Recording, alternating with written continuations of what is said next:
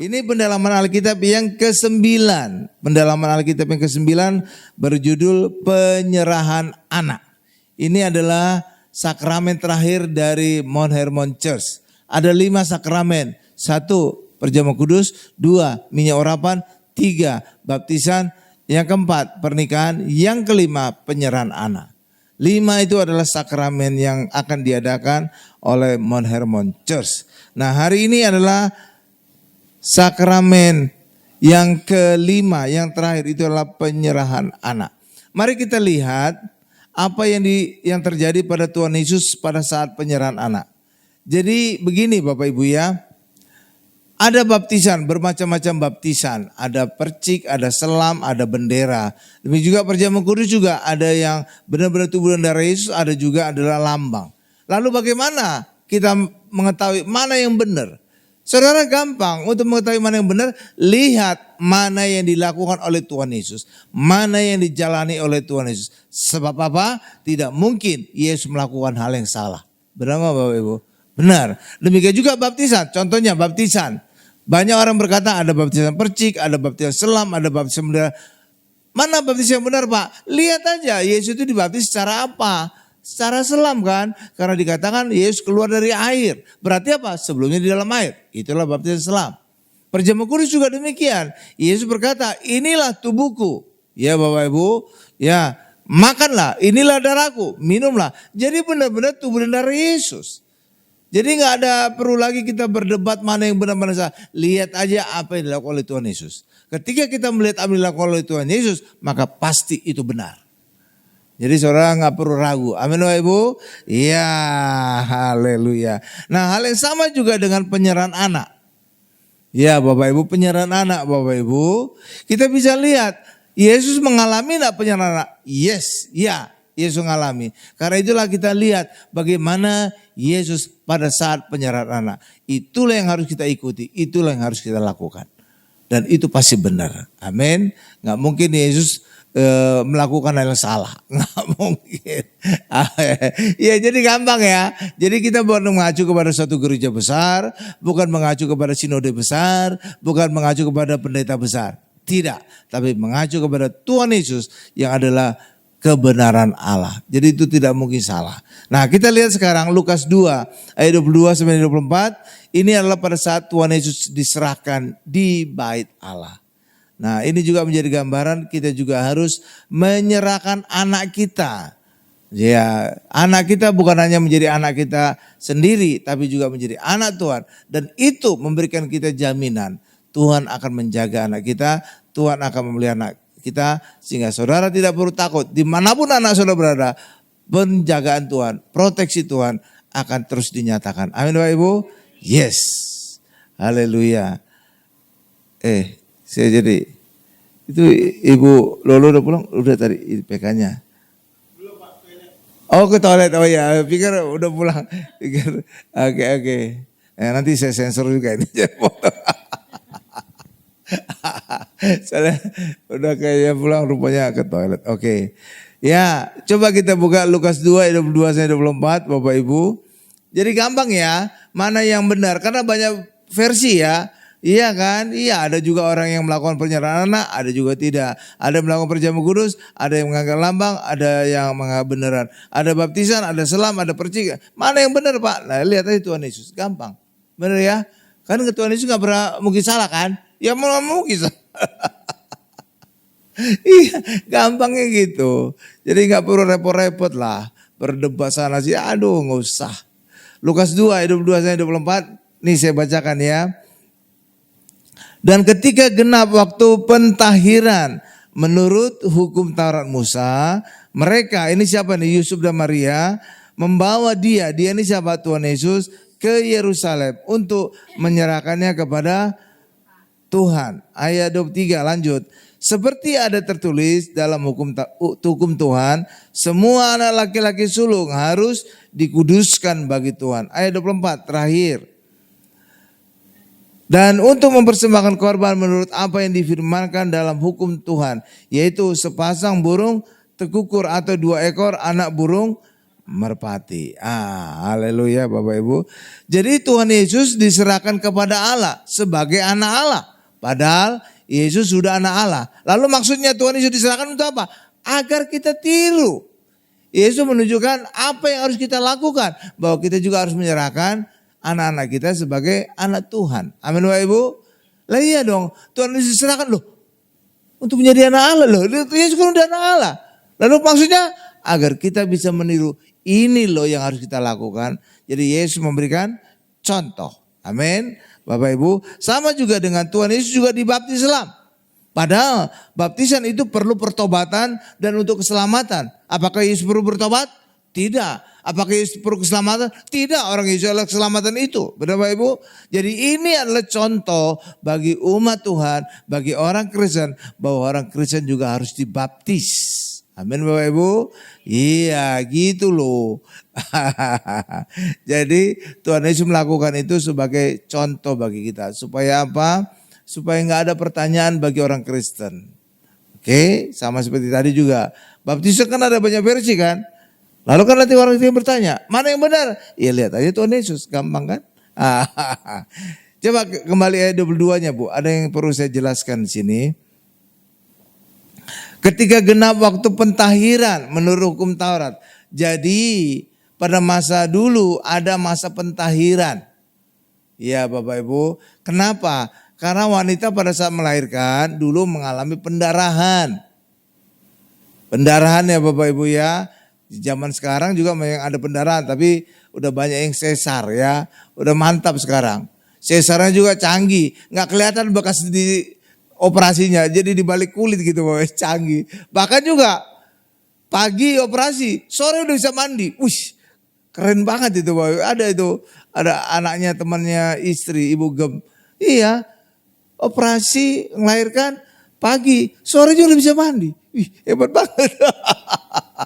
Jadi benar-benar ya, nggak perlu lagi orang ibu-ibu melahirkan itu ngeden-ngeden atau menderita sakit, enggak, hanya hitungan berapa menit, belas menit langsung udah lahir bayinya. Enak ya. Jadi saudara lihat sakit sakit melahirkan, demi juga kesulitan saat hamil, pelan-pelan itu berkurang. Iya Bapak Ibu, enggak seperti dulu ya kan? Iya, sekarang luar biasa ya. Jadi ada masa pentahiran ketika ibu-ibu melahirkan. Kenapa? Karena ada pendarahan. Sedangkan kita tahu wanita pendarahan, maaf kata ibu-ibu, ya dianggap najis. Seperti wanita pendarahan 12 tahun ya, kan dianggap najis dia kan? Iya. Jadi ibu-ibu juga pada saat melahirkan demikian mengalami pendarahan. Karena itulah perlu pentahiran. Paham Bapak Ibu? Nah gitu. Jadi pada saat melahirkan ibu-ibu perlu pentahiran. Ya terus lanjutkan lagi. Seperti ada tertulis dalam ayat 23-nya. Seperti ada tertulis dalam hukum Tuhan. Semua anak laki-laki sulung harus dikuduskan bagi Allah.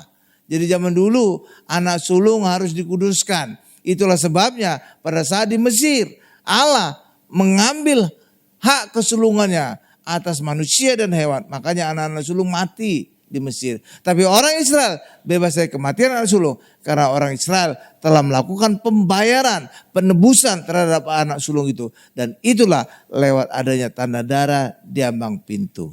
Amin Bapak Ibu. Iya. Kalau enggak, orang Israel juga harus menyerahkan anak sulung.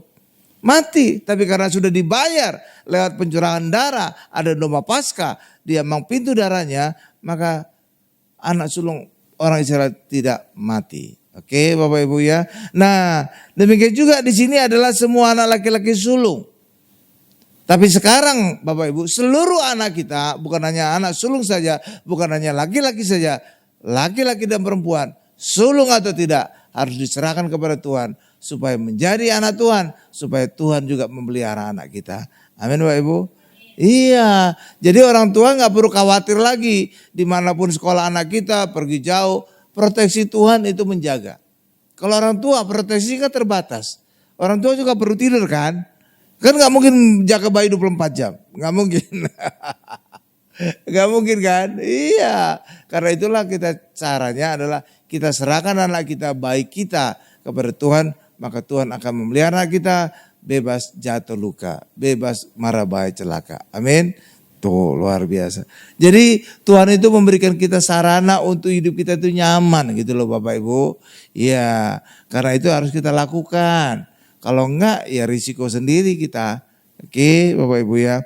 Nah dikatakan bahwa anak sulung kepunyaan Tuhan. Coba kita lihat Bilangan 8 ayat 17.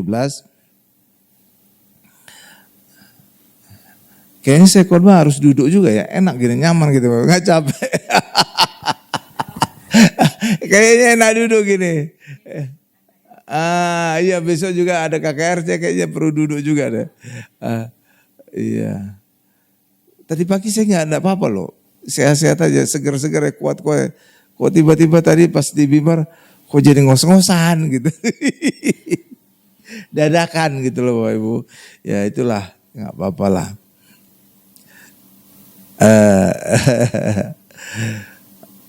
Kalau saya atau gimana ya, saya nggak ada kekhawatiran loh. Banyak orang kadang khawatir meninggal atau apa. Saya nggak ada kekhawatiran loh Bapak Ibu, bener.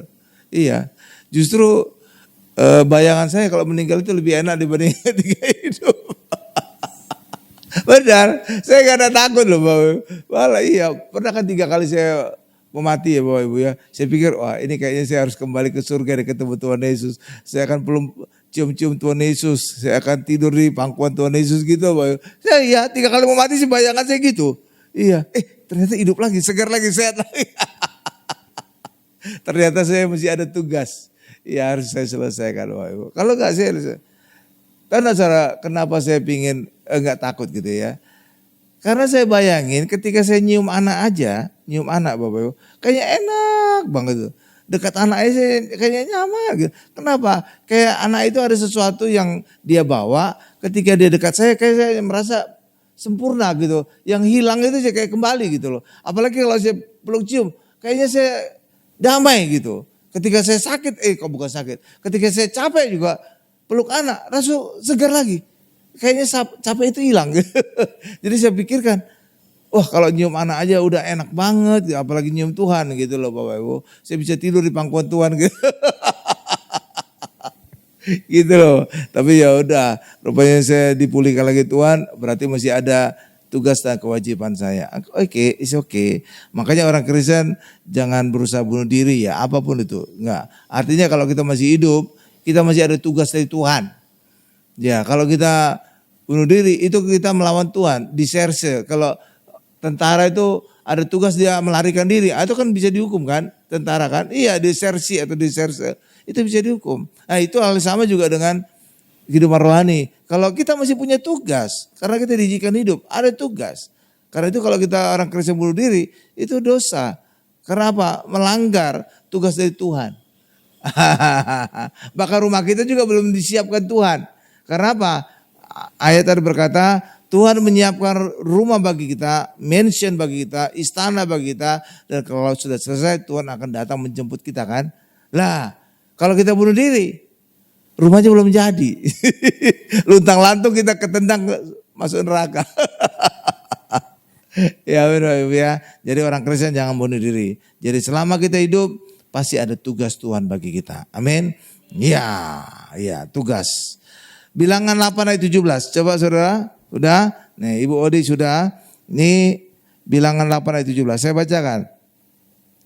Sebab semua anak sulung yang ada pada orang Israel, baik dari manusia maupun hewan, adalah kepunyaan Tuhan, kepunyaanku. Ya, pada waktu aku membunuh semua anak sulung di tanah Mesir, aku telah menguduskan semuanya bagiku. Amin. Itulah sebab yang terjadi kematian anak sulung di Mesir. Kenapa? Anak sulung itu kepunyaan Tuhan, baik manusia maupun hewan. Oke? Tapi orang Israel tidak mengalami kematian anak sulung. Kenapa? Sudah ada penebusan, sudah ada pembayaran. Dan itu ditandai dengan adanya tanda darah di ambang pintu, ambang atas, kiri dan kanan. Amin. Itulah sebabnya ketika Tuhan turun ke Mesir, yang dilihat adalah tanda darahnya. Ada tanda darah atau tidak? Sudah ada penebusan atau tidak? bukan dilihat siapa yang ada di dalam rumah. Enggak. Jadi enggak dilihat ya siapa ada di dalam rumah ya.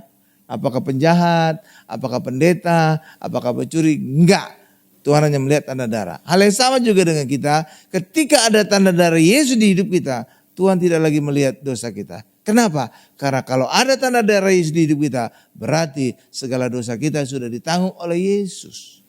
Maka kalau sudah ditanggung Yesus, enggak ada lagi. Benar Bapak Ibu? Iya, itulah luar biasanya ya, tanda darah Yesus. Ya, jadi itu sebabnya terjadi kematian anak sulung ya Bapak Ibu, dan itu juga sebabnya tidak ada kematian anak sulung pada orang Israel. Karena apa? Karena sudah ada penebusan dan ditujukan oleh adanya tanda darah. Coba kita buktikan ayatnya, Keluaran 12 ayat 23. Ini saya bacakan Keluaran 12 ayat 23. Iya, ini saya agak kesini deh supaya baca ayatnya tidak ngintip-ngintip, tidak miring-miring. Nah, Keluaran 12 ayat 23 ini saya bacakan ya. Dan Tuhan akan menjalani Mesir untuk menulahinya. Apabila ia Tuhan Allah melihat darah pada ambang atas dan pada kedua tiang pintu itu, maka Tuhan akan melewati pintu itu dan tidak membiarkan pemusnah masuk ke dalam rumahmu untuk menulahi. Saudara lihat nih, saya baca ulang ya supaya ada penekanannya, supaya saudara bisa paham. Dan Tuhan menjalani Mesir untuk menulahinya. Mesir ini gambaran apa? Gambaran dunia. Jadi kelak Allah akan menjalani dunia ya. Apabila ia melihat darah pada ambang atas. Bukan sembarang darah, bukan asal darah, enggak. Pada kedua tiang pintu ambang atas, pada kedua tiang pintu, maka Tuhan akan melewati pintu itu dan tidak membiarkan pemusnah untuk masuk ke dalam rumahmu untuk menulahi. Jadi caranya darah itu dioleskan pada ambang atas dan pada kedua tiang pintu. Itu gambaran apa? Salib. Lihat salib saya Bapak Ibu. Salib saya ini ada atas, kiri, dan kanan. Inilah pada tadi tanda darah di ambang atas, tiang pintu kiri dan kanan. Jadi pada zaman dulu di Mesir itu udah ada gambaran salib. Lewat gambaran salib ini yang dilihat oleh Allah, maka tidak ada pemusnah masuk ke dalam rumah orang Israel. Berarti itu gambaran aja sudah bisa membebaskan bangsa Israel dari kematian anak sulung. Apalagi hari ini kita menerima darah Yesus yang sebenarnya. Mantap banget. Bukan hanya membebaskan kita dari kematian anak sulung, bahkan seluruh kita tidak mengalami kematian. Bahkan bebas dari kematian yang kekal. Amin. Tuh, luar biasa kan? Tuh, luar biasa.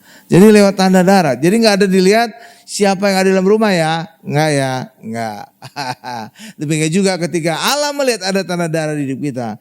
Allah tidak lagi melihat dosa-dosa kita. Kenapa? Bukannya Allah kompromi terhadap dosa kita. Tapi ketika ada tanda darah artinya Yesus telah menanggung dan menebus dosa kita. Amin. Tuh. Ketika Yesus sudah menanggung, mana ada lagi hukuman. Amin Bapak Ibu. Yesus telah menjalani hukuman dosa itu. Makanya kita hari ini, Yesus telah menggantikan kita. Jadi kematian Yesus di atas salib bukan sebagai contoh, tapi itu sebagai pengganti kita. Ya, kalau baptisan itu Yesus memberikan contoh bahwa kita harus dibaptis. Perjamuan kudus, Yesus memberi contoh agar kita perjamuan kudus. Tapi penyaliban ini bukan contoh, ini menggantikan kita. Sehingga apa? Lewat kematian Yesus di atas salib, Yesus menanggung dosa kita, mati menderita menggantikan kita. Maka hari ini orang Kristen tidak lagi punya dosa dan tidak lagi menderita dan mati. Paham? Udah digantikan kok. Amin Bapak Ibu. Luar biasa kan? Tuh, jadi pada saat di Mesir itu gambaran tentang Tuhan Yesus. Indah sekali Bapak Ibu ya. Jadi Allah hanya melihat tanda darah, bukan siapa orang di dalam rumah. Demikian juga Allah hanya melihat darah Yesus di hidup kita, bukan lagi dosa-dosa kita. Kenapa? Ketika ada tanda darah, berarti dosa kita telah ditanggung segalanya, semuanya oleh Tuhan Yesus. Haleluya, haleluya. Jadi lewat darah itu maka Tuhan melewati pintu dan tidak membiarkan pemusnah masuk. Jadi Allah tidak membiarkan pemusnah. Iblis tidak diizinkan masuk di dalam kehidupan kita. Amin Bapak Ibu? Iya, makanya orang Kristen itu Kalau iblis telah dijaga masuk, artinya apa? Bukan hanya kematian kita tidak alami, bahkan santet, pelet juga tidak bisa menimpa orang Kristen. Amin Bapak Ibu. Karena iblis tidak boleh masuk. Malaikat maut tidak boleh masuk. Jadi apa? Malaikat maut itu adalah gambaran iblis. Tidak bisa masuk di hidup kita. Tidak bisa membawa santet. Tidak bisa membawa pelet. Tidak bisa juga membawa kematian. Makanya orang Kristen itu pasti kebal terhadap santet pelet. Syaratnya hanya satu. Jangan kita menyimpan jimat. Kalau kita menjimat, saudara akan diledeki setan. Kamu menolak saya, jimat saya aja ada pada kamu. Gitu. Makanya orang Kristen jangan suka nyimpan-nyimpan jimat ya. Ya, kalau saudara nyimpan jimat, saudara tidak kebal terhadap santet pelet. Iya, karena iblis tetap bisa masuk karena jimat itu miliknya iblis. Amin. Tapi kalau saudara tidak punya jimat, tidak ada jimat, maka saudara pasti kebal terhadap setan. Iya Bapak Ibu. Malah dukun-dukun takut menyantet saudara. Kenapa? Kalau saudara disantet, santet itu akan balik kepada dia, menyerang dia. Kan dia jadi takut kan Bapak Ibu. Lah iya dong. Dia bisa mengalami celaka kan? Iya. Makanya sebenarnya orang Kristen itu ditakuti dukun. Iyalah. Iya. Seperti contoh lah. Misalkan ada debt collector kita Bapak Ibu ya, datang ke rumah kita. Ternyata kita jenderal. Berani gak dia gedor-gedor rumah kita? Pasti pengawal jenderal itu akan gebukin si debt collector. Apa kamu mau? Ngutok-ngutok? Apa kamu ngomong kasar? Apa kamu? Gitu Bapak Ibu.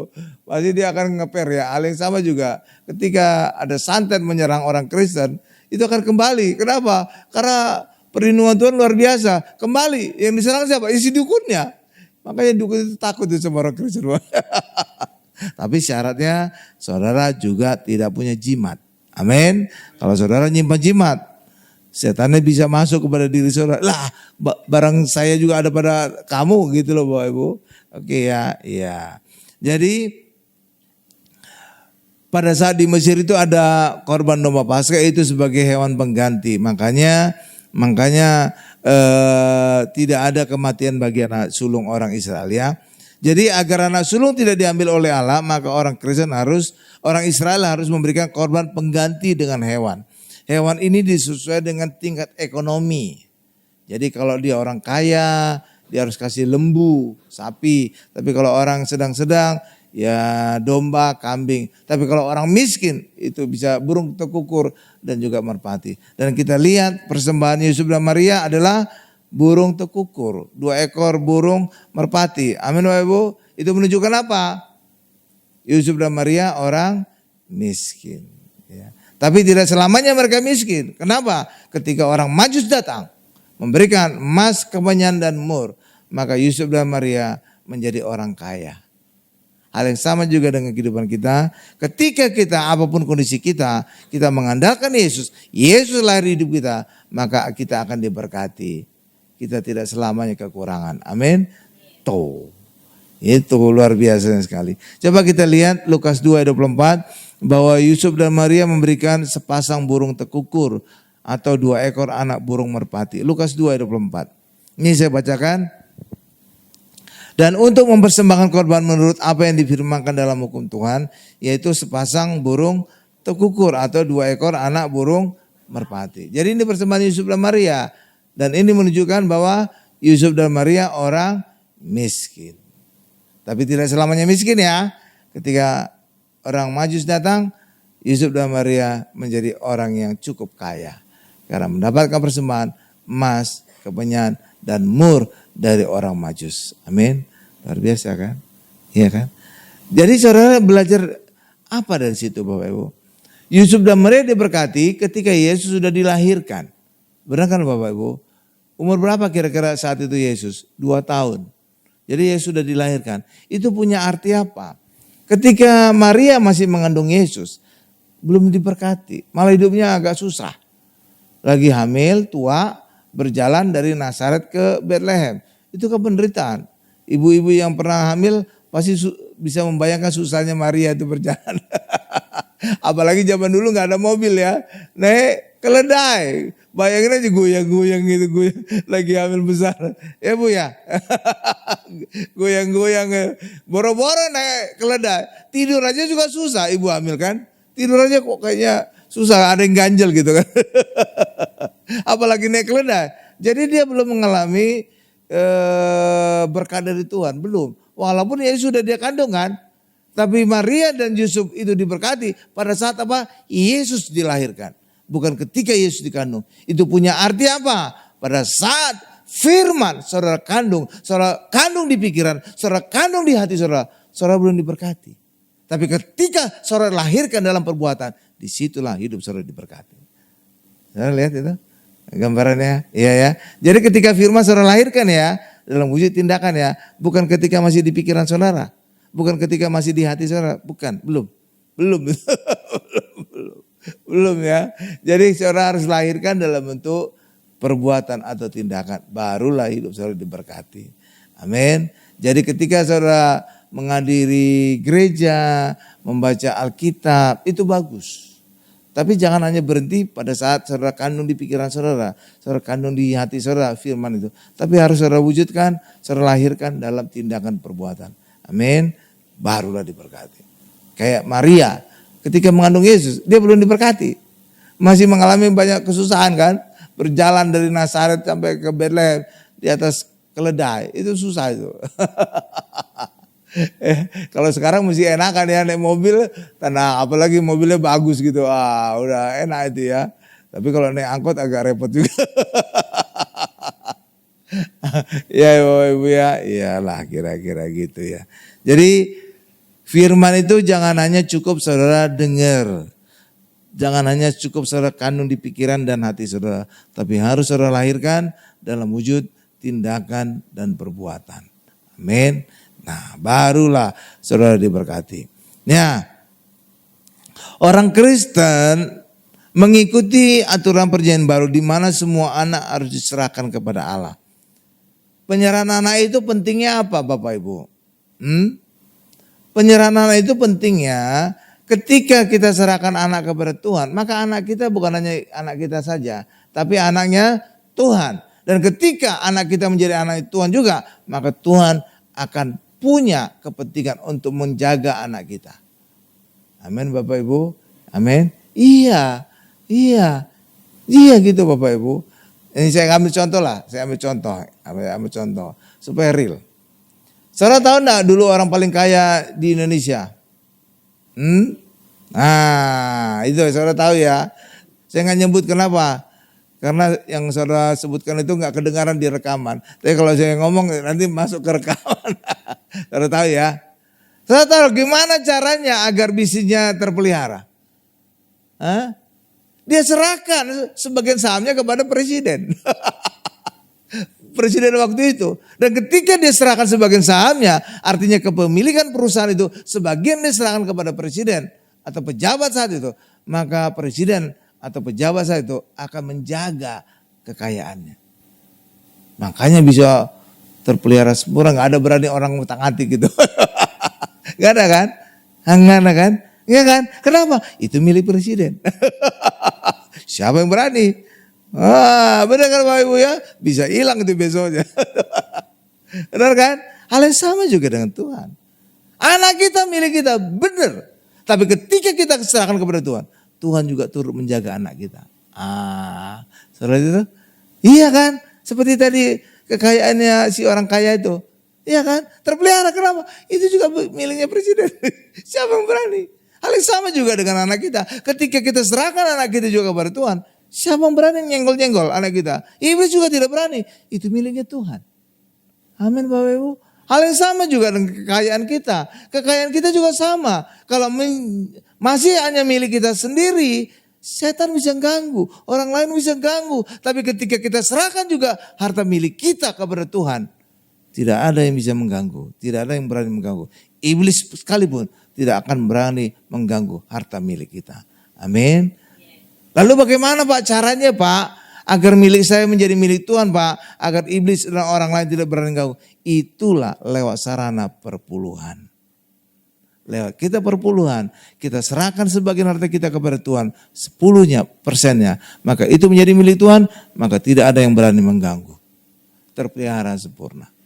Sama seperti tadi, orang paling kaya tadi, dia kasih saham sebagian kepada si presiden, terpelihara sempurna. Memang sahamnya berkurang, betul, tapi terpelihara, nggak akan berkurang-kurang lagi, nggak ada berani orang colek-colek lagi. Ya kan? Nah, jadi sebenarnya kalau orang Kristen sadar, perpuluhan itu bukan untuk gereja. Itu demi keamanannya mereka sendiri. Karena apa? Itu seperti asuransi. Ya, asuransi saudara beli mobil baru, saudara belikan asuransi, itu memang ada saudara harus bayar. Tapi itu jaminan kalau ada apa-apa, mobil saudara bisa pulih lagi. Bisa saudara pulihkan lagi. Benar Bapak Ibu? Tapi kalau nggak ada asuransi, hilang. Ya benar-benar hilang, amblas. Benar Bapak Ibu ya? Iya. Gitu loh Bapak Ibu. Jadi banyak orang Kristen nggak ngerti arti perpuluhan. Tapi saya juga sebenarnya risih ngomong perpuluhan. Seakan-akan gereja itu minta-minta. Enggak. Tapi saya ingin menceritakan kebenaran gitu loh Bapak Ibu. Bahwa ada satu cara di firman Tuhan agar Tuhan bekerja atas anak dan milik kita. Kenapa? Karena ada ayat juga berkata, jika Allah di pihak kita, siapa yang menjadi lawan kita? Lalu caranya bagaimana agar Allah di pihak kita kan? Lah itu lewat tadi. Kalau anak kita serahkan penyerahan anak. Kalau harta kita, perpuluhan kita. Gitu loh Bapak Ibu. Supaya Allah ada di pihak kita. Ketika Allah di pihak kita, siapa lawan kita? Nggak ada yang berani. Amin Bapak Ibu ya. Iya itu Bapak Ibu. Jadi orang Kristen supaya paham. Oh itu tuh maksudnya Pak. Berarti penyerahan anak itu penting. Perpuluhan itu penting. Bukan untuk kepentingan gereja. Walaupun kesannya kita memberikan kepada gereja. Benar. Tapi sebenarnya itulah untuk kepentingan kita sendiri. Kita libatkan Tuhan. Maka Tuhan akan memelihara anak kita dan juga harta milik kita. Amin Bapak Ibu. Nah. Jadi lewat kita penyerahan anak itu Bapak Ibu. Saudara gak perlu khawatir. Anak saudara sekolah di luar negeri. Anak saudara mengalami mara bahaya. Enggak. Karena proteksi Tuhan membuat anak kita terpagari. Amin Bapak Ibu. Iya dong. Coba kalau saudara nggak serahkan anak saudara kepada Tuhan. Saudara kan bisa ada kekhawatiran kan. Aduh di luar negeri anak saya gimana ya. Bisa enggak dia menyelesaikan perkuliahannya ya. Jangan-jangan di situ nanti pergaulannya tidak benar. Jangan-jangan nanti ada orang jahat mengganggu dia. Jangan-jangan. Penuh kekhawatiran kita kan. Ya kan Bapak Ibu ya. Tapi ketika kita serahkan kepada Allah. Nggak perlu lagi ada kekhawatiran. Allah akan menjaga anak kita. Benar? Dimanapun. Wah kan mantap. Keren ya. Ya karena itulah bagi kita hari ini. Lewat penyerahan anak. Maka anak kita menjadi anak Tuhan. Sehingga apa? Malaikat menjaga anak kita. Sehingga bebas jatuh luka. Bebas marah celaka. Bebas orang-orang jahat. Bahkan iblis tidak bisa mengganggu anak kita. Amin. Dan anak kita itu bisa diserahkan sejak dalam kandungan. Ya Bapak Ibu. Anak saya itu dulu ketika Ibu Gembala hamil, Karina hamil, udah kita serahkan kepada Tuhan sejak hamil. Dalam nama Bapa, Anak, Roh Kudus, kami serahkan bayi dalam kandungan Karina agar menjadi anak Allah, terproteksi, bebas jatuh luka, bebas apapun gangguan kehamilan. Makanya Karina itu hamil, nggak ada masalah apa-apa. Malah masih kerja dia, turun naik tangga. Pak Karel mungkin tahu itu ya. Waktu Karina hamil, dia masih turun naik tangga. Kenapa? Liftnya itu nggak langsung ke lantai di mana ada ruangannya. Ada dia perlu naik satu lantai lagi. Jadi dia harus naik tangga. Lagi hamil, gitu loh Bapak Ibu. Sehat-sehat aja nggak ada masalah. Nggak ada kayak orang-orang itu apa tuh ngidam. Nggak ada ngidamnya juga kadang-kadang aneh-aneh gitu Bapak Ibu. Asik-asik aja. Iya. Padahal lagi apa? Lagi apa itu? Mungkin Pak Karyo juga ingat ya. Lagi nginstall SAP ya. SAP. Lagi hamil tua itu. Lagi hamil besar. Tapi bisa jalan lancar. Gak ada masalah. Iya gak ada masalah. Melahirkan juga cuma 15 menit. Udah selesai. Gak ada sakit.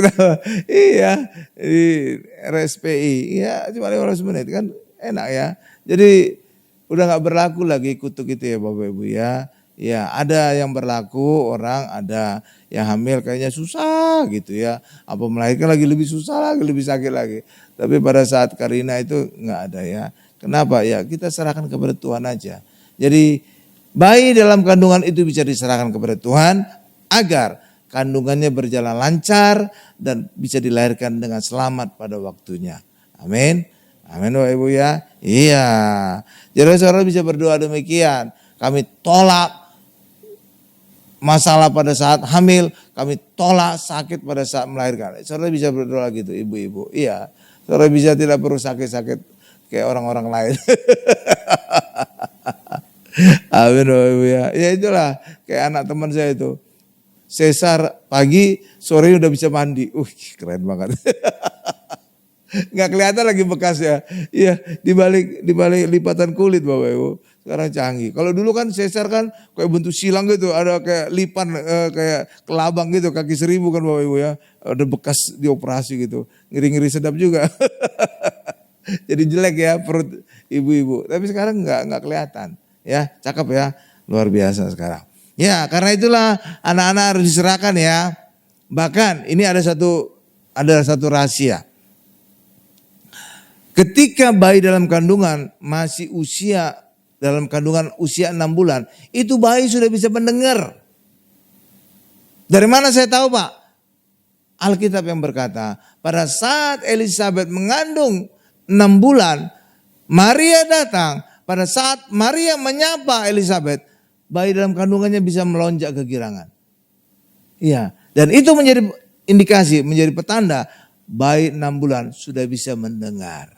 Dan ketika bayi sudah bisa mendengar, saudara bisa memperdengarkan lagu-lagu rohani. Saudara bisa memperdengarkan musik-musik klasik. Dan itu saya lakukan. Iya Bapak Ibu, ketika Karina hamil 6 bulan, saya tempelkan Walkman di perutnya gitu. Lagu-lagu klasik, ya Beethoven, ya Mozart segala macam. Juga lagu-lagu rohani. Iya Bapak Ibu, iya. Makanya ketika anak saya lahir, dia nggak terlalu asing terhadap lagu-lagu rohani. Udah dipendengar sejak dalam kandungan. Makanya pada saat omanya nyanyi rohani, dia langsung tepuk-tepuk tangan ngikuti. Udah familiar dia. Ya, dan juga ketika bayi dalam kandungan, saudara mendengarkan musik, otaknya itu menjadi cerdas gitu Bapak Ibu. Kenapa? Karena sejak awal sudah dengar musik-musik itu, otak manusia itu semacam jadi mantap, jadi bagus Bapak Ibu. Dan itu terbukti, anak saja sejak lahir kecil udah kelihatan kejeniusannya. Iya, dia punya mainan huruf A, B, C dan juga angka 1 sampai berapa gitu. Ada warna masing-masing. Dia langsung ingat. Huruf A itu warna apa, huruf B warna apa, C huruf. Iya ingat. Sampai omanya sering kaget-kaget. Dan sudah terbukti juga luar biasa. Amin. Padahal anak saya bukan nerd, bukan kutu buku. Pulang ke rumah dia main game aja. Tapi di otaknya main encer. Ya selalu juara 1. Sejak SD. Luar biasa ya. Ya luar biasa. Ya karena itulah kita juga bisa lakukan sama. Jadi anak bisa diserahkan ketika masih dalam kandungan. Amin. Tapi setelah juga dia lahir, anak saya lahir, usia 40 hari juga diserahkan di gereja kepada Tuhan. Ya luar biasa ya. Makanya saya sama istri gak khawatir. Dia di luar negeri sana, di Kanada sana gak khawatir. Gimana pergaulannya, gimana hidupnya, ada narkoba gak, ada pergaulan bebas gak khawatir. Kenapa? Penjagaan Tuhan itu luar biasa. Amin Bapak Ibu. Iya. Jadi saudara juga bisa mengurangi kekhawatiran gitu. Lewat apa? Serahkan kepada Tuhan. Terpelihara itu, mantap. Gak pusing gitu ya. Gak pusing ya, luar biasa lah. Karena itu juga bagi kita juga. Ya kita lakukan sakramen penyerahan anak. Ya itu sakramen penting. Supaya anak-anak kita juga terpelihara sempurna. Supaya anak-anak kita juga diberkati Tuhan. Saya simpulkan. Khotbah ini atau pendalam Alkitab ini. Sakramen penyerahan anak berbeda dengan baptisan. Sakramen penyerahan anak berbeda ya. Baptisan itu untuk orang dewasa yang telah mengerti dosa dan telah bertobat.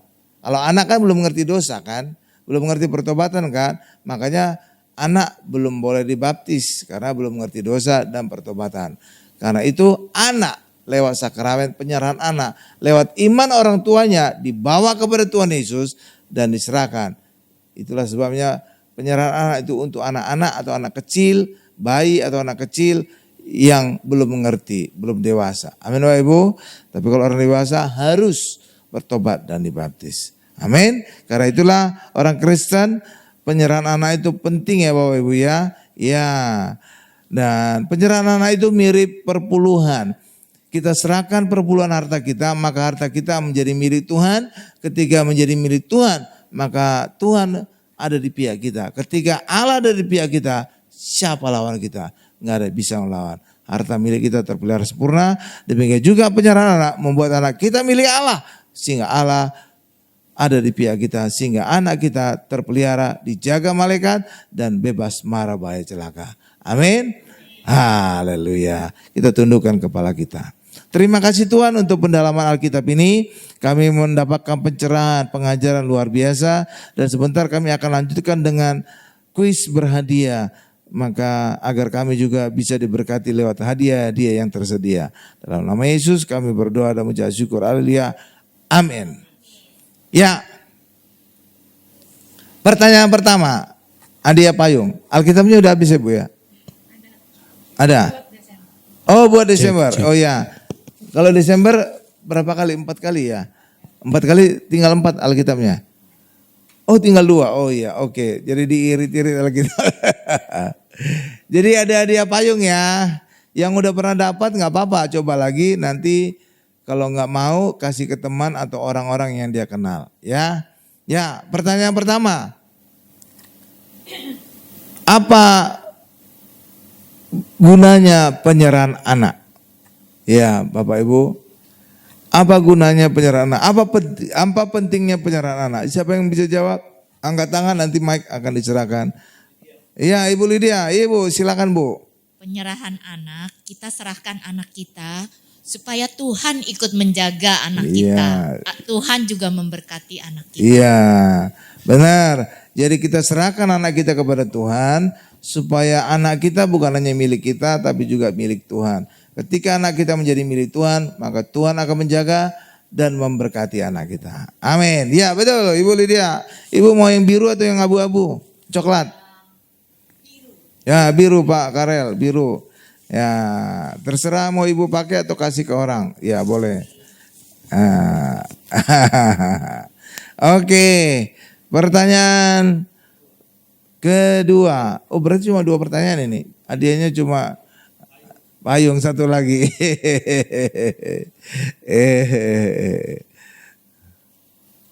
Ya pertanyaan kedua. Ada bisa jawab ya nih ya. Apa bedanya penyerahan anak dengan baptisan? Nah, ya, apa bedanya penyerahan anak dengan baptisan? Ya, siapa yang tahu angkat tangan jawab silakan. Penyerahan anak yaitu orang tuanya bertanggung jawab untuk menyerahkannya kepada Tuhan. Ya. Sehingga anak itu kita selaku orang tua tidak bisa menjaganya secara utuh 24 jam. Tuhan yang memelihara. Jika Tuhan di pihak kita, siapa yang melawan kita? Begitu. Nah itu penyerahan anak. Jadi kita nggak sanggup jadi orang tua. Jadi terbatas, Tuhan yang tidak terbatas itu yang melindunginya. Ada malaikat yang menjaganya. Lalu bedanya dengan baptisan Pak? Baptisan itu untuk orang yang sudah agak besar, dewasa, dia orang berdosa. Jadi untuk menghilangkan dosa, yaitu memerlukan baptisan, ya itu untuk orang dewasa karena anak kecil belum mengenal dosa. Terima kasih, Tuhan berkati. Jadi gini ya, saya jelaskan supaya lebih real, clear. Jadi beda baptisan dengan penyerahan anak. Kalau baptisan itu untuk orang dewasa yang sudah mengenal dosa dan pertobatan. Karena baptisan harus diawali dengan pertobatan. Sedangkan penyerahan anak itu anak kecil belum mengerti dosa dan pertobatan. Jadi lewat iman orang tuanya dia bawa kepada Tuhan agar Tuhan memiliki anak itu dan menjaga dan memberkati. Amin Bapak Ibu. Ya kira-kira demikianlah. Ya tapi dianggap benar lah. Oke Bapak, nih payung coklat. Ya. Soalnya kalau saya sih pokoknya asal orang udah bisa berusaha menjawab oke aja. bukan pertanyaan kayak di ujian ya. Ya nyerempet sedikit nggak apa-apa. Nah, sekarang ini apa lagi? Udah habis hadiah nih. Atau Bapak Ibu mau oasis aku. Atau mau balon. Ya udah, itu aja dulu ya. Ya, terima kasih Bapak Ibu ya kehadirannya. Kalau perlu Kamis depan hadir lagi, ajak teman-teman ya. Kita sama-sama. Minggu depan apa Bu topiknya Bu, judulnya? Nah, jadi minggu depan rahasia Alkitab. Saudara datang ya, supaya makin ngerti tentang Alkitab ya. Alkitab itu banyak rahasianya loh Bapak Ibu. Iya, karena apa? Itu menyatakan firman Tuhan, menyatakan kerajaan surga. Kerajaan surga itu banyak rahasia. Makanya kita minggu depan, Kamis depan, kita tentang rahasia Alkitab ya. Saya datang ya. Ya diberkati ya. Ya amin. Ya. Oh iya besok juga ada KKR kesembuhan ilahi dan bebas resesi ya. Datang jam 6 sore. Jadi kalau sekarang siang, besok Jumat jam 6 sore. Oke? Ya, dapat juga makanan tetap. Ya, Nita bisa nyanyi El Shaddai, setelah itu kita selesai. Enak juga nih korban sambil duduk. Oh, masih hadir si Luis.